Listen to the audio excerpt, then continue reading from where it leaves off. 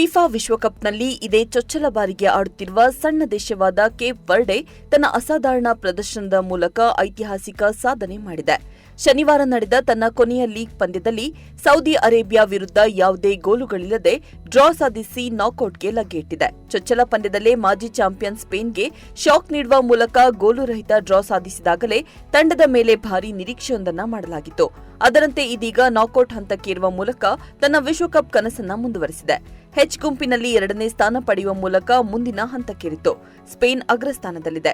ಕೇವಲ 5,50,000 ಜನಸಂಖ್ಯೆಯನ್ನು ಹೊಂದಿರುವ ಕೇಪ್ ವರ್ಡೆ ಫಿಫಾ ವಿಶ್ವಕಪ್ನ ನಾಕೌಟ್ ಹಂತಗಳನ್ನು ತಲುಪಿದ ಇತಿಹಾಸದಲ್ಲಿ ಅಧಿಕೃತವಾಗಿ ಅತ್ಯಂತ ಚಿಕ್ಕ ರಾಷ್ಟ್ರವಾಗಿದೆ. ವಿಶ್ವ ರ್ಯಾಂಕಿಂಗ್ನಲ್ಲಿ 64ನೇ ಸ್ಥಾನದಲ್ಲಿರುವ ಕೇಪ್ ವರ್ಡೆ ತಂಡದಿಂದ ಈ ರೀತಿ ಪ್ರದರ್ಶನ ಬಹುತೇಕರು ಊಹಿಸಿರಲಿಲ್ಲ. ಆದರೆ ಪಂದ್ಯದ ಆರಂಭದಿಂದಲೂ ಸೌದಿಗೆ ಗೋಲು ಗಳಿಕೆಯ ಎಲ್ಲಾ ಹಾದಿಯನ್ನ ಕೇಪ್ ವರ್ಡೆ ಡಿಫೆಂಡರ್ಗಳು ಬಂದ್ ಮಾಡಿದ್ರು. ಜುಲೈ 3ರಂದು ಮಿಯಾಮಿಯಲ್ಲಿ ನಡೆಯಲಿರುವ 32ರ ಸುತ್ತಿನ ಪಂದ್ಯದಲ್ಲಿ ಹಾಲಿ ವಿಶ್ವಕಪ್ನ ಅರ್ಜೆಂಟೀನಾ ವಿರುದ್ಧದ ಸವಾಲನ್ನ ಎದುರಿಸಲಿದೆ.